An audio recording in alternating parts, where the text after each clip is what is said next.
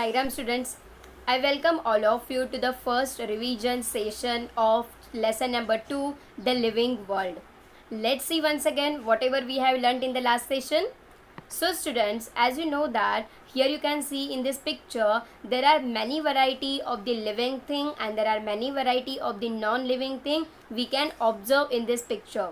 Can you guess which are the living thing and which are the non-living thing? This part I will keep it for you. Just guess it which are the living thing and guess it which are the non-living thing. So likewise I can say that a dog, hen, girl, boy and plant, they all are the living thing. Am I right? Again, here in this picture we can see that house, football, box, dustbin, air, soil, kite, they all are the non-living thing. Am I right? So students, when we divide living thing and non-living thing, there are certain criteria which we keep it in our mind. So there must be certain characteristic of the living thing. They are not at all present in the non-living thing. So what are the different characteristic of the living thing, students? So here you can see that there are certain characteristic of the living thing which are only present in the living thing and they are not found in the non-living thing. So what are the characteristic of the living thing? Living thing can move. We can move from one place to the another place. And the most importantly, all type of the living thing, they can respire. Respiration is one of the process of all type of the living organism. And the most importantly, all living organism need food, air and water for their survival purpose. And these material are not at all required by any type of the non-living thing. And again you can see that any type of the living thing, they can grow in the size, they can grow in width wise manner as well. So you must have seen that there are many variety of the plants and there are many variety of the animals as well. They grow in size, whereas non-living thing, they will remain as it is for many years. Again, all type of the living thing, they do the process of excretion. What do you mean by excretion? Whatever waste material it is formed inside our body, they remove it from the body. Okay, so living thing, they excrete. And most importantly, all type of the living thing, they reproduce. So the reproduction process is very important characteristic of the all type of the living thing. So these are the certain characteristic of the living thing.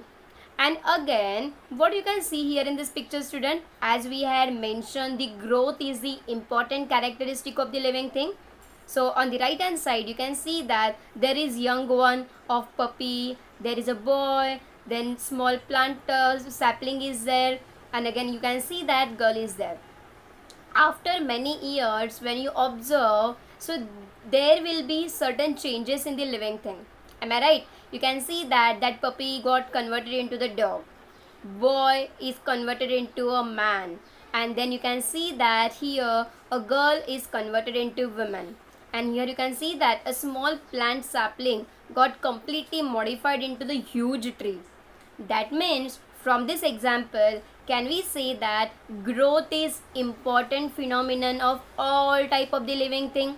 You can see that growth is the seen in all type of the plants and growth is also seen in all type of the animals as well.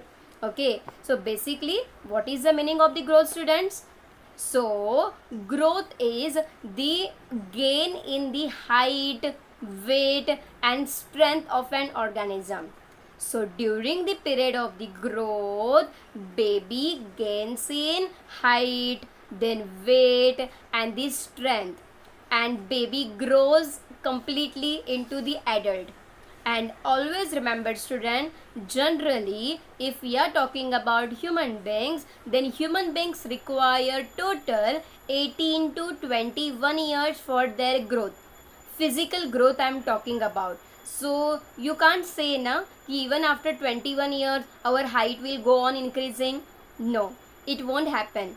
The height of an individual, let's say for example plant also, an animal also, they have certain age limitation.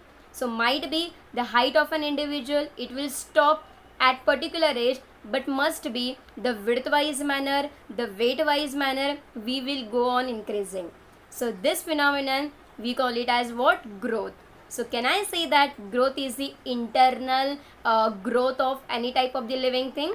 Okay. And most importantly, suppose if we want to observe how exactly the growth occurs in the plants, then if you remember, we conducted one experiment. What type of experiment we have conducted? What we have done, we tie a thread to the tip of the potted sampling and kept the stretch thread. Then after 10 to 15 days, what we shall observe? You can see here in this picture. What we can see here in this picture, student? We kept the potted sapling. To this potted sampling, what we have tied? We tied the thread completely and we stretched it completely. Am I right? So if you observe after 10 to 15 days, so there will be certain kind of the changes. Am I right?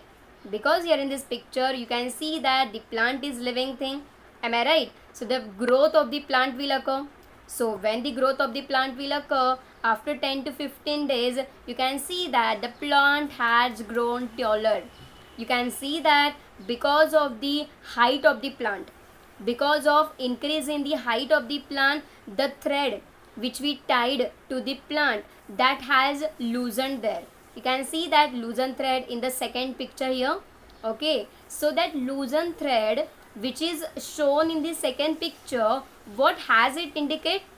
It indicates that the plant has been grown in the height wise manner.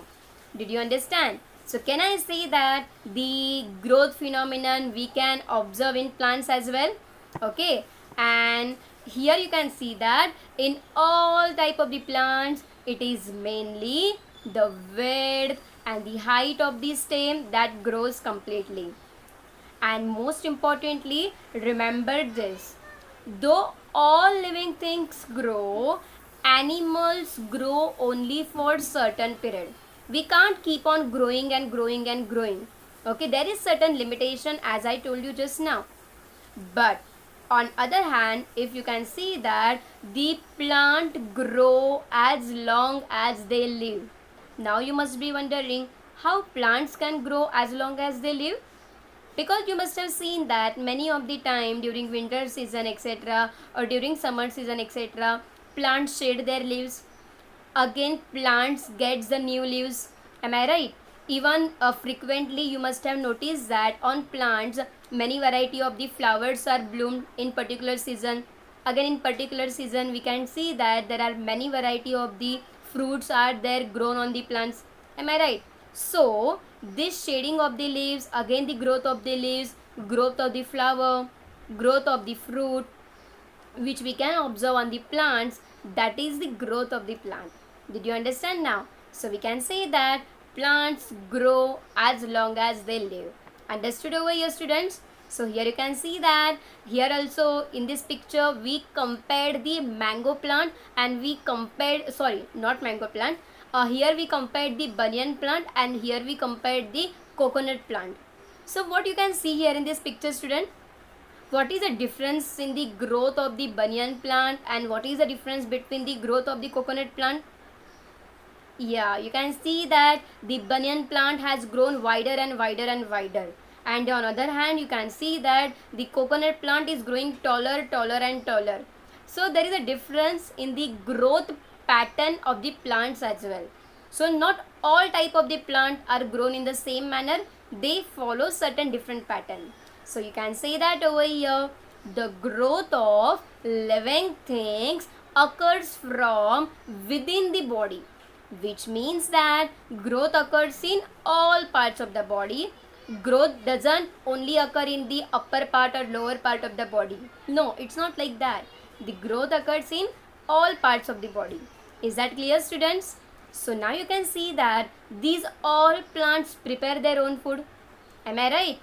You haven't seen no any plants that are eating the food material or they are drinking the water. No, we haven't seen like that, because the plants prepare their own food. But what about us? We can't prepare our own food. For food material, we are directly and indirectly dependent upon the plants. So you can see that over here, students, the animals like us, we search for the food material. Even there are different variety of the animals like goat, sheep, horses, they eat the grass. Am I right? So goat, sheep, horses, they directly dependent upon the plants for their food material. So these animals, we call them as what? Herbivorous animal. What we call them as? Herbivorous. So always remember, the animals who directly consume plants, those animals, we call them as what? Herbivorous animal. Understood now? But there are certain animals who do not directly eat the plants. There are certain animals like tiger and lion, they hunt for the other animals. They do not consume plants. So tiger, lion, they eat the other small animals. So these animals who consume other animal, we call them as what? Carnivorous animal. What we call them as? Carnivorous. So you can see that over here, the animals are of two variety: herbivorous animal and carnivorous. Herbivorous animal directly consume the plants, and on other hand, these carnivorous animal directly consume the other animals.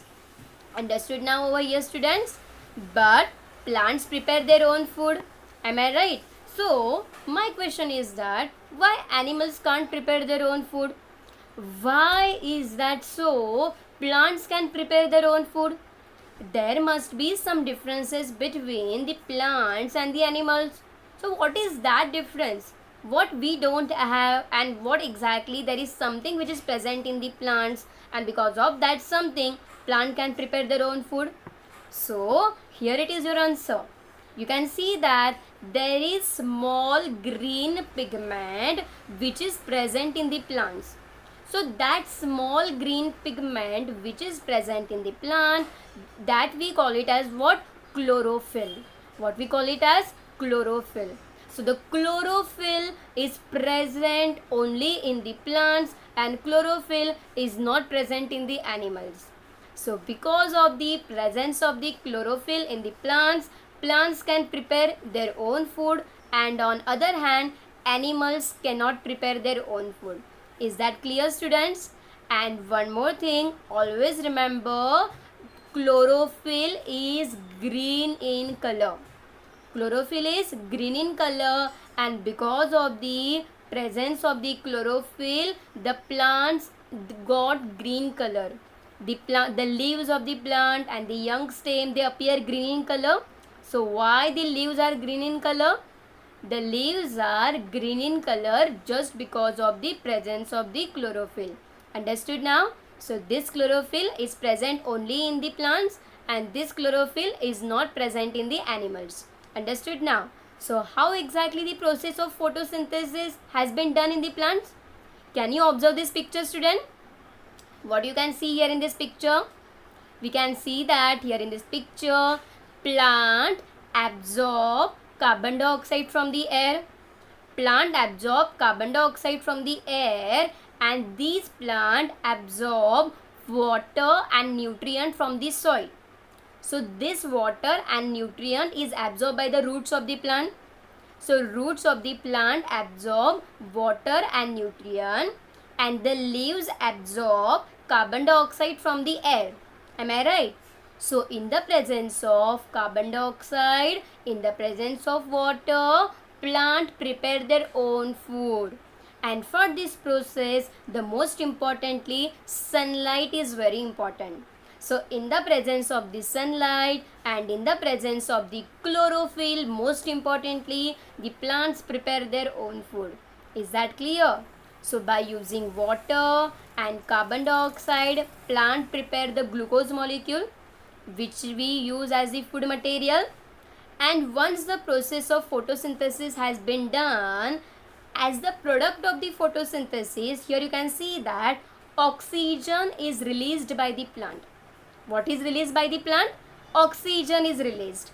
So in the process of the photosynthesis, oxygen is released by the plant, and this oxygen is very important for us for the process of respiration. Understood now what is exactly meaning of the photosynthesis? Is that clear? So what is required for the photosynthesis? Water and nutrient, and most importantly carbon dioxide. So by using carbon dioxide and by using the water in the presence of the sunlight and chlorophyll, what plants are preparing? They are preparing glucose, and because of the process of photosynthesis, what is coming out? Even oxygen. Got it now? So this equation makes easy to understand. So raw material used by the plant, carbon dioxide and water. This reaction is occurring in the presence of sunlight and chlorophyll. Okay. So once the reaction is completed, plant prepare the glucose which we consume as the food material, and here in this process the oxygen is released which we use for what? Respiration process. Understood now student what is exactly the process of photosynthesis? And the oxygen which is released by the photosynthesis, it is very important for the process of respiration. You know that without respiration we cannot survive. The air, the oxygen is very important for us. Without oxygen we cannot survive. So what we exactly do in the respiration? In the respiration we inhale oxygen. We inhale oxygen inside the body, and when our body uses the oxygen, we exhale the carbon dioxide. So the carbon dioxide is exhaled out from the body and the oxygen is taken inside. In the process of respiration, what we take inside? Oxygen. In the process of respiration, what we release outside? Carbon dioxide. So we inhale oxygen and we exhale carbon dioxide. Is that clear student? What do you mean by respiration? Here you can see that the definition of the respiration. Remember that carefully. Inhaling oxygen and exhaling carbon dioxide formed in the body due to the use of the oxygen. It is called as what? Respiration. So different type of the animal use the different organ for the process of respiration. Like we human being, we use the nose and the lungs for the process of respiration, whereas the animals like fish, they use the gills for the process of respiration. So this is the basic difference between the organs of the respiration which is used by the different animal. Okay, and most importantly what we learned today student? We learned that today the intake of the food and the resultant growth, these two are the important characteristic of the all type of the living organism. So there are certain living things which can prepare their own food like plants with the help of the photosynthesis, and there are certain living things like the animal, they cannot prepare their own food. So we call them as what? The animal who directly dependent upon the plant, we call them as herbivores, and the animals who eat the other animals, we call them as what? Carnivores. Is that clear? So basically the food is important characteristic of the living thing, and along with the food the growth is the important characteristic. And apart from this growth phenomenon, the respiration is the characteristic of the living thing. So the respiration is only done by the living thing. The respiration is not done by the any type of the non-living thing. Is that clear? And the most importantly, remember the difference between the respiration and remember the difference between the photosynthesis. What is the respiration? In respiration, we inhale oxygen. In photosynthesis, plant inhale the carbon dioxide. In respiration, we give out the carbon dioxide.